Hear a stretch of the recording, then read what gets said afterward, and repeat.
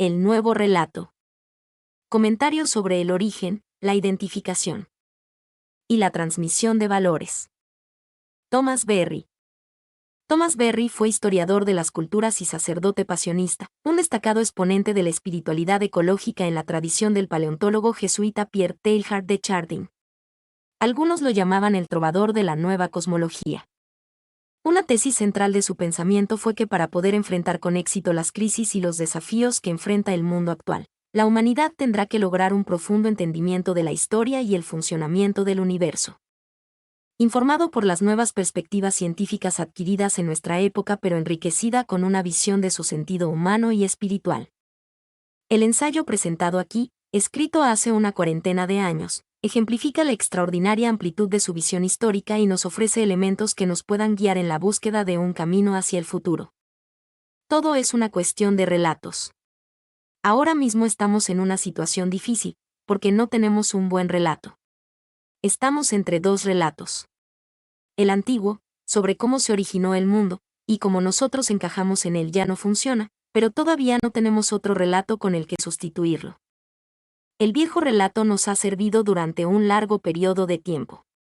Ha dado forma a nuestras actitudes emocionales, nos ha dado sentido para la vida, y energía para la acción. Alivió nuestros sufrimientos, proporcionó el gran marco en el que integrar el conocimiento, orientó la educación de nuestros hijos. Nos despertábamos por la mañana, y sabíamos dónde estábamos. Podíamos responder a las preguntas de nuestros hijos. Podíamos definir qué es lo que está mal, y por qué castigar a los criminales. Todo estaba bien, en orden y en su sitio, gracias a que el relato estaba allí. No hizo perfectos a los humanos, no eliminó los dolores y las estupideces de la vida, ni consiguió que fueran siempre cálidas las relaciones humanas. Pero sí proporcionó todo un contexto profundo en el que la vida pudo funcionar con sentido. Hoy, sin embargo, nuestro relato tradicional ya no es ya funcional en sus dimensiones sociales más grandes, aunque algunas personas todavía creen en él firmemente y actúan de acuerdo a sus dictados. Funciona en una órbita limitada. Es una ayuda útil para nosotros en cuanto individuos. Sin embargo, la disolución de nuestras instituciones y nuestros programas colectivos de vida continúa. Lo vemos en cada aspecto de nuestra sociedad actual. Conscientes de las facetas no funcionales del programa tradicional, algunas personas se han pasado a diferentes programas modernos. Pero estos, en su mayor parte, rápidamente se han vuelto marginales. La mayoría se han revelado efímeros, incapaces de sostener el sentido de la vida actual. Otras personas se están volviendo al fundamentalismo religioso anterior. Pero esto también se evidencia rápidamente como un gesto estéril. No da seguridad. Los elementos básicos de la comunidad religiosa del mundo moderno se han trivializado. Y lo que ofrecemos a nuestra sociedad sirve solo por un poco más de tiempo.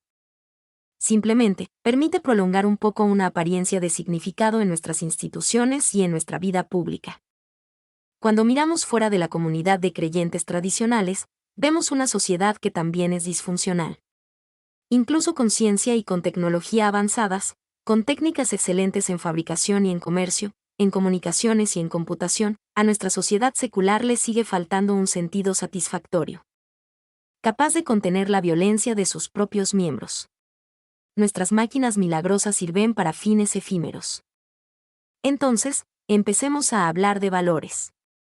¿Por dónde podemos empezar?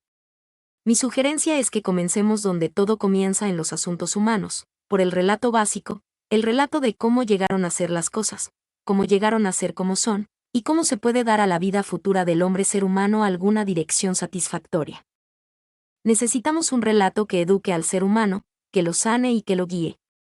La comunidad creyente de la redención. La sociedad occidental tenía un relato que resultó funcional hasta alguna época alrededor del siglo XIV. La peste negra puede considerarse como el momento traumático de nuestra civilización. Se estima que esta peste, que comenzó en Constantinopla en 1334, en 20 años exterminó entre un tercio y la mitad de la población. A lo largo de los siglos XIV y XV se produjo un descenso poblacional en toda Europa. En Londres, la última de las grandes plagas fue en 1665. Hubo dos respuestas básicas a esta experiencia aterradora de la peste negra. A partir de estas dos respuestas, se formaron las dos comunidades, que continúan en el presente, la comunidad religiosa creyente y la comunidad científica laica. La comunidad creyente apeló a fuerzas sobrenaturales, al mundo espiritual, a la renovación de las tradiciones esotéricas, a veces incluso a creencias y rituales precristianos que en su más profunda dinámica habían sido descuidados en sus más profundas dinámicas, desde la llegada del cristianismo. Incluso dentro del cristianismo tradicional hubo una intensificación de la experiencia de fe, un esfuerzo por activar fuerzas sobrenaturales con poderes especiales de intervención en el mundo de los fenómenos naturales, que ahora se consideraba como amenazador para el ser humano. La conciencia de la maldad del ser humano se acrecentó. Se intensificó la necesidad de una gran cantidad de influencias del mundo luminoso superior. La fe dominaba la facultad mental. La mística de la redención se convirtió en la forma dominante de la experiencia cristiana.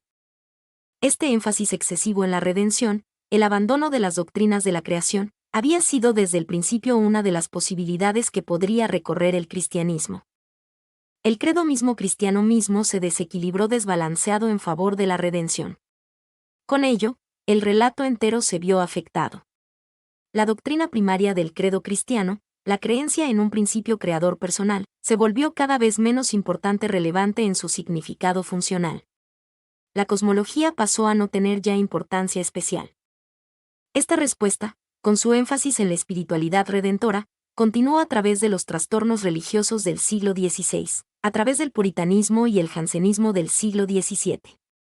Esta actitud se vio aún más reforzada por el impacto de la Ilustración y la Revolución de los siglos XVIII y XIX. Nosotros, en Estados Unidos, quienes seguimos siendo miembros de la comunidad redentora, creyente, representamos la fase más moderna de esta tradición.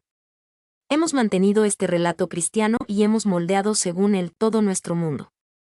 Tenemos nuestra sociedad paralela, nuestras propias escuelas, nuestros propios hospitales, nuestros propios grupos sociales, nuestro propio culto, nuestra propia enseñanza moral, nuestra propia estética, nuestras propias sociedades profesionales, nuestras propias asociaciones en todos los niveles, nuestras propias publicaciones, nuestros recursos financieros.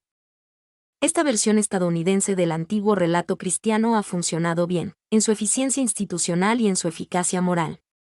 Pero ya no es el relato de la Tierra, ni es el relato integral de la humanidad. Es un relato sectario. En su centro hay una preocupación intensiva por la personalidad del Salvador, por el proceso espiritual interior de los fieles y por la comunidad salvífica. No es de extrañar que ahora descubramos que nuestro relato es disfuncional en perspectivas culturales, históricas y cósmicas más amplias. La tragedia es que durante un tiempo llegamos a aceptar esta situación como algo normal, incluso deseable. Sin embargo, como ocurre con todo sistema de vida que se queda aislado, este sistema está experimentando inevitablemente una desactivación. La comunidad creyente se encuentra en una fase de entropía de su existencia. La comunidad de creación científica. La otra respuesta a la peste negra fue la reacción que provocó en la comunidad científica, laica. Esta reacción trató de buscar remedio al terror terrenal, no por medio de supernaturals poderes religiosos sobrenaturales, sino mediante el estudio de los procesos de la Tierra. Aunque aquellos que trabajaban en esta tendencia se involucraron al principio con una cierta cantidad de tradiciones esotéricas y platónicas, enfatizaron la necesidad del examen-estudio empírico del mundo fenoménico, y su expresión en términos matemáticos cuantitativos. La investigación científica se convirtió en la preocupación humana controladora, empujada e impulsada por fuerzas oscuras en las profundidades inconscientes de la conciencia psiquis occidental. Se inventó el telescopio y el microscopio. Se creó nuevas formas de expresión matemática. Un sacerdocio científico vino a gobernar la vida del pensamiento intelectual de nuestra sociedad. Los hombres humanos observaron la Tierra en su realidad física y proyectaron nuevas teorías sobre cómo funcionaba. Los cuerpos celestes se examinaron con mayor atención, se examinó el fenómeno de la luz y se desarrollaron nuevas formas de entender la energía. Surgieron nuevos hitos científicos. El Novum Organum de Francis Bacon apareció en 1620, los Principia de Isaac Newton en 1687, y la Nueva Scienza de Giambattista Vico en 1725. Todo esto llevó a una toma de conciencia de que la mente del ser humano estaba avanzando. Ello a su vez condujo al tiempo de la Ilustración del siglo XVIII y al sentido del progreso absoluto de la mente humana. Esto encontró expresión en el Estudio histórico sobre el progreso de la mente humana, de Condorcet. Esbozó las 10 etapas de transformación que la mente del ser humano había atravesado a través de diversos periodos de desarrollo, hasta su propia época. A principios del siglo XIX, Hegel se preocupaba por la dialéctica interna de la realidad, tanto en un contexto ontológico como histórico. En este momento también surgieron las doctrinas sobre el desarrollo social de Fourier. Saint-Simon y Augusto Comte. Karl Marx llevó este movimiento a su expresión más realista en su Manifiesto. Todo esto fue solo preparatorio para un nuevo descubrimiento, cuya magnitud y efectos en la vida humana todavía no se han podido evaluar debidamente. Mientras se producían estos cambios en el modo de percepción humana y de estructura social, aparecían evidencias en los reinos de la geología y la paleontología, que indicaban que había una secuencia temporal en la formación misma de la Tierra y de todas las formas de vida sobre la Tierra. Finalmente, la conciencia occidental advirtió que las formas de vida anteriores eran de una naturaleza más simple que las formas de vida posteriores, y que las formas posteriores se derivaban de las formas anteriores. El complejo conjunto de manifestaciones de la vida no había existido desde el principio, a causa de algún acto externo divino de un creador divino que habría colocado todas las cosas en su sitio. La Tierra, en todas sus partes y elementos, especialmente en sus formas de vida, estaba en un estado de continua transformación. El descubrimiento de esta existencia secuencia de la vida tuvo su primera expresión completa con Darwin, en su Origen de las especies, en 1859. Después de Darwin, los físicos, en sus estudios sobre la luz y la radiación, llegaron casi simultáneamente a una comprensión del mundo infraatómico y de todo el sistema galáctico. Se obtuvo una comprensión tanto del aspecto microfásico como del macrofásico del mundo fenoménico, y la magnífica unidad de este universo se hizo evidente en su expansión espacial y su secuencia temporal. Un nuevo relato del universo, en su esquema básico al menos, comenzaba a estar disponible. Sin embargo, justo en este momento se produjo un cambio repentino en el modo de conciencia. El científico sacerdote profeta místico Teilhard de Chardin, de repente se dio cuenta de que la opacidad de la materia se había disuelto. Su ciencia, en última instancia, no consistió en captar de forma objetiva alguna realidad extrínseca a sí mismo. Fue más bien un momento de comunión subjetiva en la que el ser humano se veía a sí mismo menos como un principio sabio conocedor, olímpico y aislado, que como un ser en el que el universo, en su dimensión evolutiva, tomaba conciencia de sí mismo. Así, se dio la secuencia de una toma de conciencia del desarrollo espiritual, desde el mundo bíblico al desarrollo mental de la Ilustración, al desarrollo social e histórico de los sociólogos, al desarrollo ontológico de Hegel, al desarrollo biológico de Wallace y Darwin, al desarrollo cósmico posterior de los físicos del siglo XX. La etapa final ha sido ver que el ser humano mismo no es un observador aislado de este desarrollo, sino que es parte integral de todo el proceso. De hecho, el ser humano ahora puede definirse como la última expresión del proceso del cosmos y de la Tierra, como el ser en el que el proceso de la Tierra cósmico-humana se vuelve consciente de sí mismo.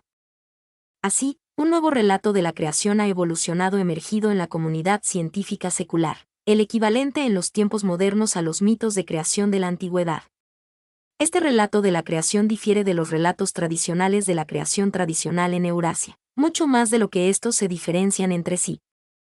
Parece estar destinado a convertirse en el relato universal a enseñar a cada niño/niña que recibe educación formal en la forma moderna en cualquier parte del mundo. La cosmología cristiana anterior. La comunidad de creyentes, catalizada ahora en torno a la redención, al principio deslumbrada por esta nueva visión del tiempo de desarrollo evolutivo, y luego frustrada por la incapacidad de lidiar con los nuevos datos, recayó sin entusiasmo en sus actitudes tradicionales. En los últimos siglos, la comunidad creyente no se ha preocupado por ninguna cosmología, antigua ni moderna, ya que la comunidad creyente tiene sus valores reales concentrados en el Salvador, en la persona humana y en la Iglesia creyente.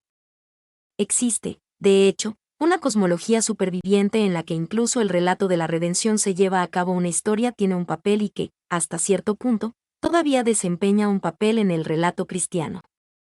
De acuerdo con este relato, el cosmos y cada ser en el cosmos reflejan el divino ejemplar, considerado por Platón como el ágaton, el bien, por Plotino como el uno, por los cristianos como Dios. Todas las cosas son hermosas en razón de esta belleza. La belleza suprema es la integridad y la armonía del orden cósmico total, como insiste Santo Tomás una y otra vez. Esto requiere la perfección de cada parte, la relación adecuada de las partes entre sí, y la integración final de las partes en el conjunto. Por lo tanto, existe el amor de uno mismo, de los demás, luego del complejo cósmico total y, finalmente, el amor de Dios, que es la realidad eterna primordial en la que toda realidad encuentra su imagen eterna primordial. La mente humana asciende a la contemplación de lo divino al elevarse, a través de los diversos grados de ser, de las formas más bajas de existencia en la Tierra, con sus montañas y mares, a las diversas formas de cosas vivientes, y así, al ser humano y a la conciencia, al alma. Y de la vida interior del alma, a Dios. Esta secuencia se describe de manera más hermosa en el Simposium de Platón y en el Soliloquio de Agustín, mientras meditaba y conversaba con su madre junto a la ventana. Así, Buenaventura pudo escribir sobre la reducción de todas las artes y ciencias a la teología, pues todas a su manera dependían de su relación con lo divino. Así también el viaje de Dante a través de las diversas esferas de la realidad hasta la visión divina en sí misma. La iniciación en los valores humanos y cristianos básicos fungía como iniciación también en esta cosmología. La espiritualidad cristiana fue edificada de esta manera. Los misterios del cristianismo formaban parte integral de esta cosmología. La dificultad con esta cosmología es que presenta al mundo como un complejo conjunto ordenado de seres que están relacionados ontológicamente como una imagen de lo divino. No presenta al mundo como un proceso continuo de emergeres en el que se da un vínculo orgánico interno de descendencia de cada realidad desde una realidad anterior. El impas. En sus roles funcionales, ni esta cosmología tradicional ni la nueva cosmología científica importan demasiado tanto, debido al cambio dado en la tradición religiosa occidental, de una mística centrada en la creación a una mística centrada en la redención.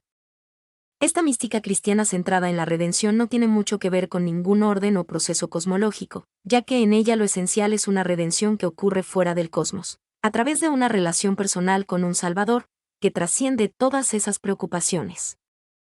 Incluso las experiencias místicas anteriores, de ascender a lo divino a través de los reinos de las perfecciones creadas, pierden importancia. Allí se crea un ambiente religioso acósmico y ahistórico, como respuesta dominante a la increíble experiencia de la Tierra y sus poderes demoníacos. Pero ahora, este excesivo énfasis redentor está en crisis. No puede dinamizar eficazmente la actividad en el tiempo, porque es un relato inadecuado del tiempo. El relato de redención se ha desarrollado aparte, ha separado, no solo del relato histórico, sino también del relato de la Tierra. En consecuencia, ha surgido quedado como un poder aislado, que está siendo victimizado por la entropía. Si este es el callejón sin salida del lado de la comunidad creyente de Estados Unidos centrada en la redención, el callejón sin salida del lado de la comunidad científica secular, comprometida con un universo en evolución, es su compromiso con el ámbito de lo físico, hasta el punto de la exclusión de lo espiritual en el relato de la creación. Esta ha sido la posición dura, realista, el dominio de la racionalidad. Por lo tanto, el principio darwiniano de la selección natural no incluye ningún proceso psíquico o consciente, sino solo una lucha feroz por la supervivencia, que da al mundo su variedad de formas y funciones. Debido a que este relato del proceso terrestre y cósmico se volvió demasiado unilateral en su versión biológico-física, la sociedad que se apoya en esa visión también acaba siendo víctima de la entropía, expresada en un sinsentido creciente. No consigue ser un relato funcional, integral, adecuado. No debemos pensar que estas dos comunidades, ambas ahora en un estado de entropía, no se tienen en cuenta entre sí. Se expresan extensas cortesías, se ofrecen una amplia mutua cooperación. Las personas en las profesiones laicas científicas, así como en la manufactura moderna y las actividades comerciales, tienen un gran respeto por la dimensión religiosa de la vida. Pero esto es una dedicación extrínseca de su profesión o de su negocio a objetivos religiosos, o una simple forma de reverencia. Muchos son personalidades religiosas de intensa dedicación a los misterios salvadores de la fe que gastan tiempo y energía buscando que la fe prospere. Desean servir, aplicarse a una disciplina espiritual. Los miembros de la comunidad religiosa tienen su propia estima por la integridad de quienes participan en actividades comerciales, tecnológicas, científicas. Estas fases de la vida tienen su consagración. La capacitación en las profesiones tiene lugar en las escuelas religiosas. Incluso domina el currículo. Entonces, ¿a qué tanto alboroto? La respuesta es que un acuerdo superficial no es la comunión profunda o la base de los valores cósmicos de la Tierra y de los humanos. Los antagonismos son más profundos de lo que parece. No ha surgido todavía un relato integral, y ninguna comunidad puede sobrevivir sin un relato comunitario. Esta es precisamente la razón por la que la comunicación entre las dos es tan insatisfactoria. No han emergido valores sostenibles. Los problemas de los humanos no se han resuelto. La aventura humana no está dinamizada. Ambas tradiciones están trivializadas. Su unión extrínseca está aún más trivializada. La aventura humana permanece estancada en su impas. No se trata de una divina comedia. La visión platónica ya no tiene la emoción que tenía para Agustín, o para Buenaventura, o para Dante. Incluso cuando leemos a Platón, o Agustín, o Buenaventura o Dante, ya no tenemos la experiencia que ellos tuvieron. Sus supuestos no son los nuestros. El niño /diagonal a que ingresa a la escuela y comienza sus estudios sobre la Tierra o sus estudios sobre la vida, no experimenta ninguna presencia luminosa. Esa enseñanza, que le permite al niño descubrir su lugar en el mundo del tiempo y el espacio, es uno de los momentos más importantes de la vida de la niña. Necesita un relato que abarque todo esto, y la escuela en la actualidad no puede proporcionar la mística que debería estar asociada con este relato. Incluso la escuela de orientación religiosa que solo ha adoptado de manera extrínseca el sentido moderno de la Tierra no puede evocar esta experiencia en los niños. El relato no está completo, no tiene aspecto ni humano ni espiritual. Esto es especialmente significativo porque la escolarización del niño ahora cumple un papel en nuestra sociedad similar al papel de las ceremonias de iniciación en sociedades antiguas. La sociedad secular no ve el significado espiritual, luminoso de su propio relato, mientras que la sociedad religiosa rechaza el relato porque se presenta solo en su aspecto físico, material. El proceso de creación ha sido sublimado por la presencia del proceso de redención. La totalidad de lo luminoso ha quedado subsumida en la experiencia de la redención. Todos los valores son valores redentores. Sin embargo, como hemos visto, estos valores se han vuelto no funcionales en las dimensiones más grandes de la comunidad humana. Y debido a que son disfuncionales en la comunidad en general, se han vuelto disfuncionales para el individuo. De ahí la necesidad de establecer una comprensión más profunda de la dinámica espiritual del proceso de la Tierra y del cosmos, dentro de la cual funciona el proceso de redención. Desde la investigación empírica de lo real, se ha vuelto cada vez más claro que desde su inicio en el sistema galáctico hasta su expresión terrenal en la conciencia humana, el universo lleva dentro de sí una dimensión tanto psíquica así como física. De lo contrario, la conciencia humana emergería de la nada y no encontraría un lugar real en la historia cósmica. El humano sería una añadidura, o una intrusión. Hasta ahora, sin embargo, las personalidades orientadas espiritualmente han estado satisfechas porque esta división proporciona al ser humano una calidad superior y sobrenatural. Y el científico también está satisfecho, ya que esto lo deja libre para estructurar su mundo de medidas cuantitativas sin el problema de la conciencia humana. Por lo tanto el científico como el creyente tienden a mantener sus propias posiciones fuera de una comprensión profunda del proceso de la Tierra como tal. Ninguno parece estar mirando la realidad que tiene por delante, de lo contrario, sería evidente que el proceso cósmico terrestre humano requiere, desde el principio, tanto una fase física como una fase psíquica. Tan pronto como se reconoce esto, y la historia del universo se presenta en su forma íntegra, con sus dos dimensiones, el mundo adquiere un nuevo rostro, un nuevo mundo tanto para la comunidad científica como para la comunidad creyente. Una vez más, un mito cosmológico universal se impone en la comprensión del universo y de su dimensión humana. Teilhard de Chardin logró dar a este relato integral la expresión más completa hasta entonces lograda. La historia. La historia del universo es la historia de la emergencia de un sistema galáctico, en el que cada nuevo nivel de ser emerge a través de la urgencia de la autotrascendencia. El hidrógeno, a una temperatura de algunos millones de grados de calor, emerge como helio. Después de que las estrellas toman forma como océanos de fuego en el cielo, pasan por una secuencia de transformaciones. Algunas explotan en el polvo estelar, del que el sistema solar y la Tierra toman forma.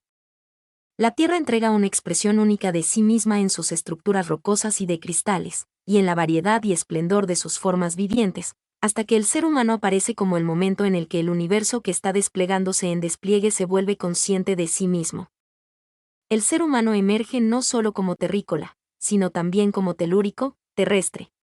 Lleva el universo en sí mismo, en su ser, igual como el universo lo lleva a él en su ser, en su proceso.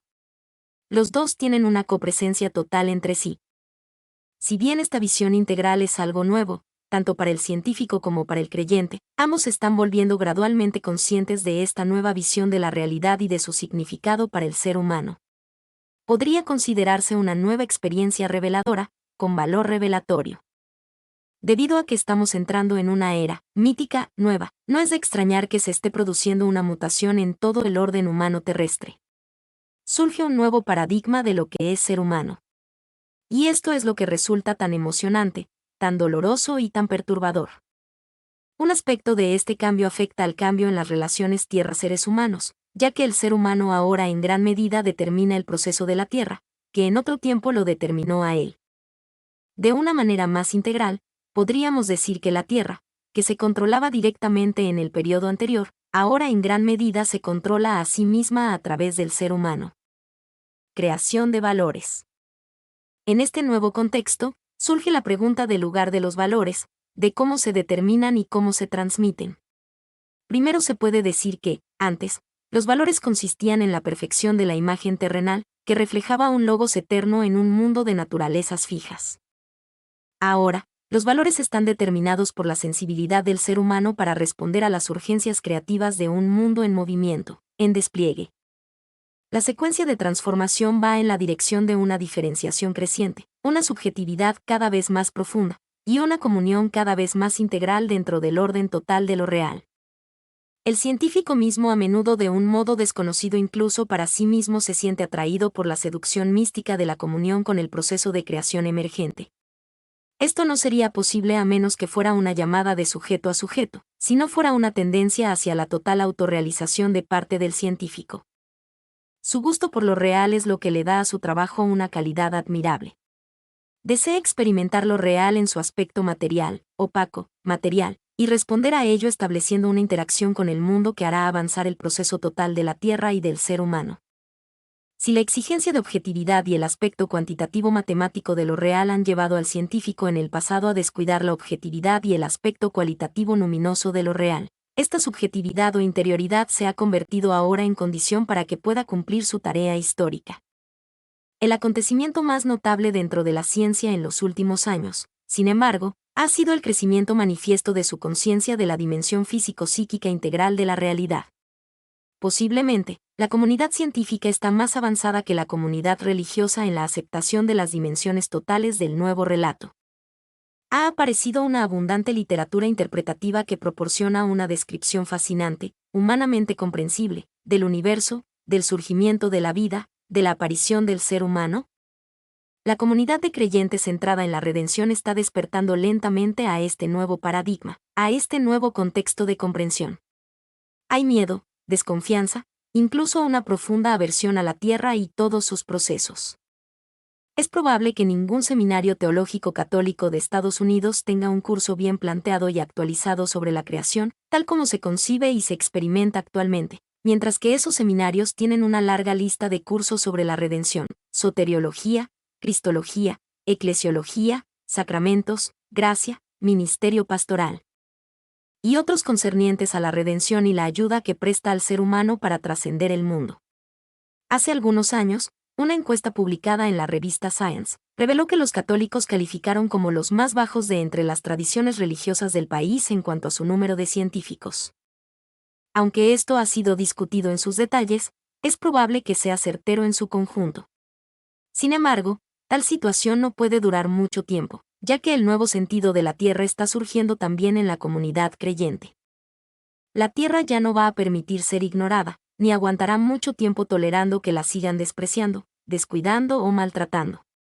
La dinámica de la creación, una vez más, está exigiendo que se le preste atención, de una forma desconocida durante siglos por el cristianismo ortodoxo.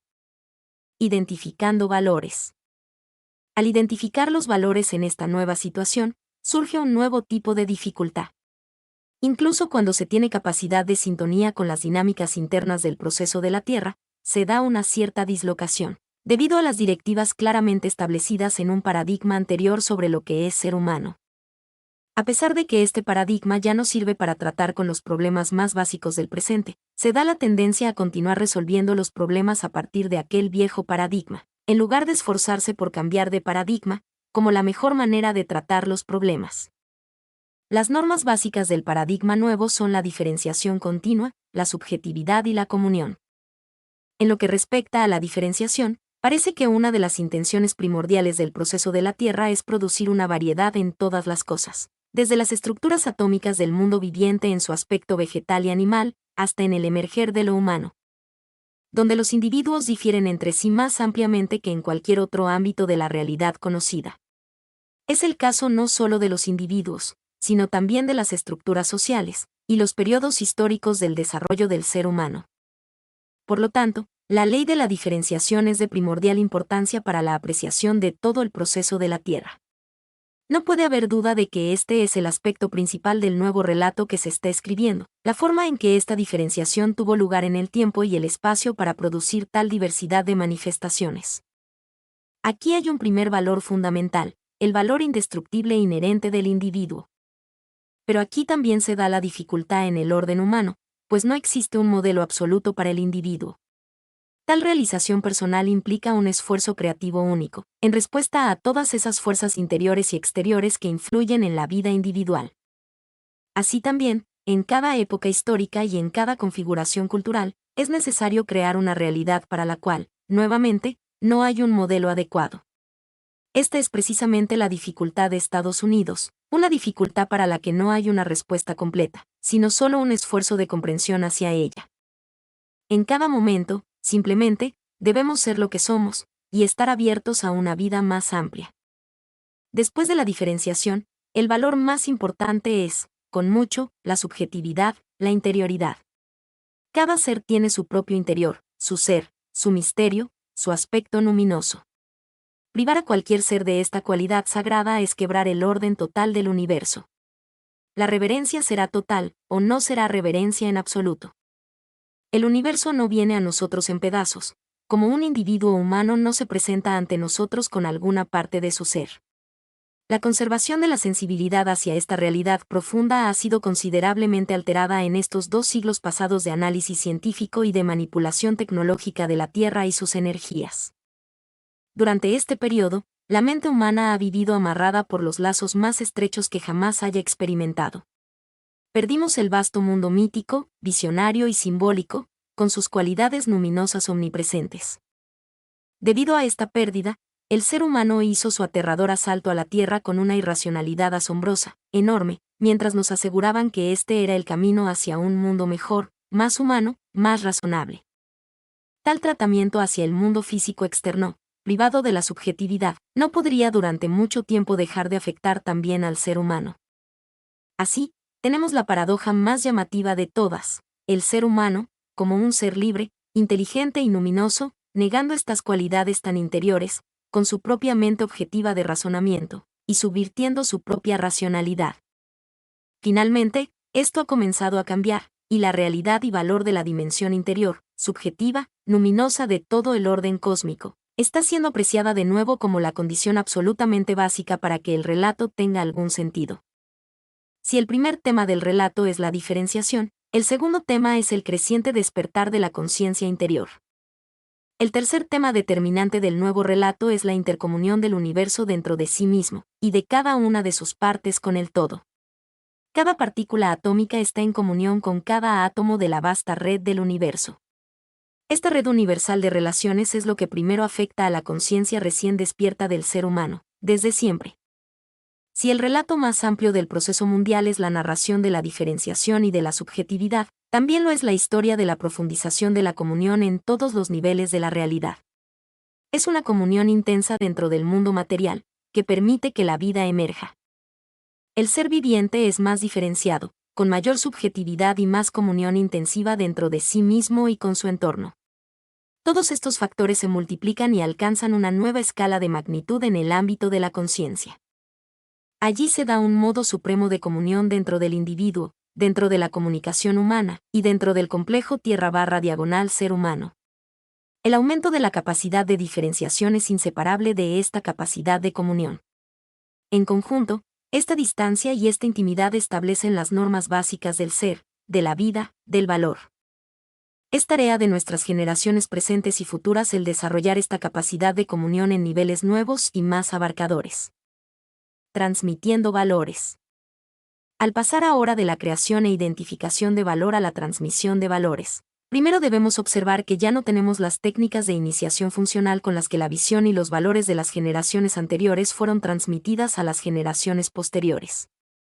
Pero sigue siendo permanentemente necesario ayudar a la generación siguiente a asumir el papel que le corresponde en el proceso continuo de la aventura evolutiva de la Tierra.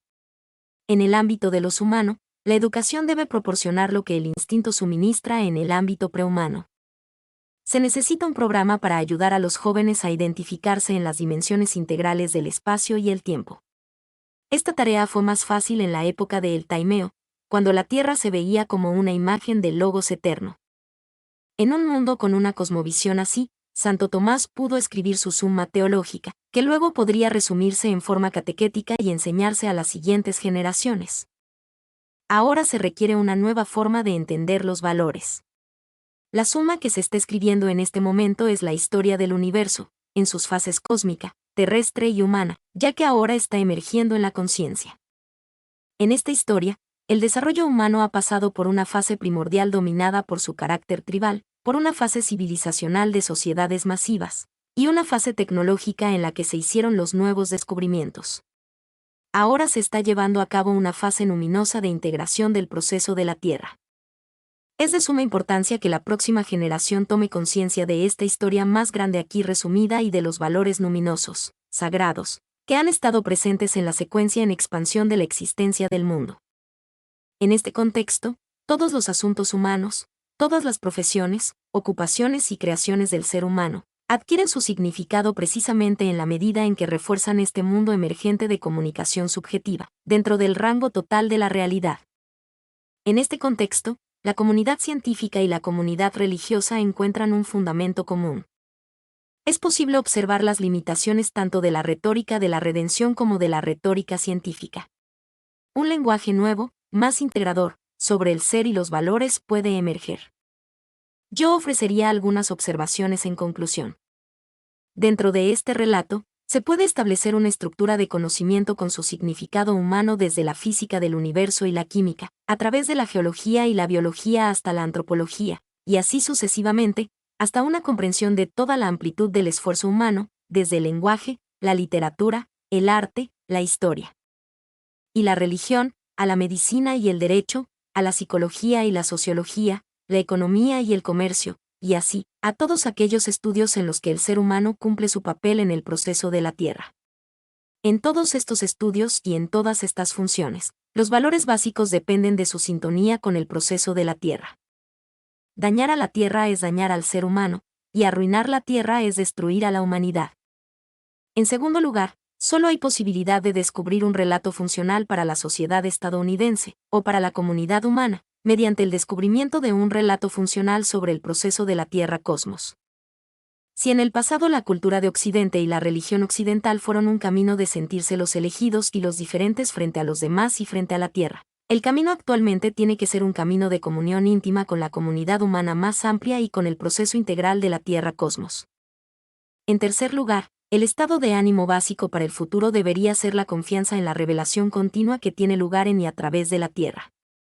Si la dinámica del universo, desde el principio, dio forma al curso de los cielos, iluminó al sol y formó la Tierra, si este mismo dinamismo dio origen a los continentes, los mares y la atmósfera, si despertó la vida en la célula primordial y luego la hizo florecer en una variedad innumerable de seres vivos, y finalmente hizo surgir al ser humano y lo guió de manera segura a través de milenios turbulentos.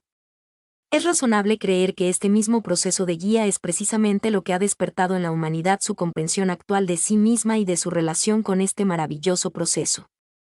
Sensibilizados con esta guía, podemos tener confianza en el futuro que aguarda a la empresa humana.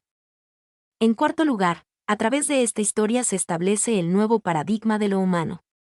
Con su apoyo podemos despertarnos por la mañana y saber dónde estamos.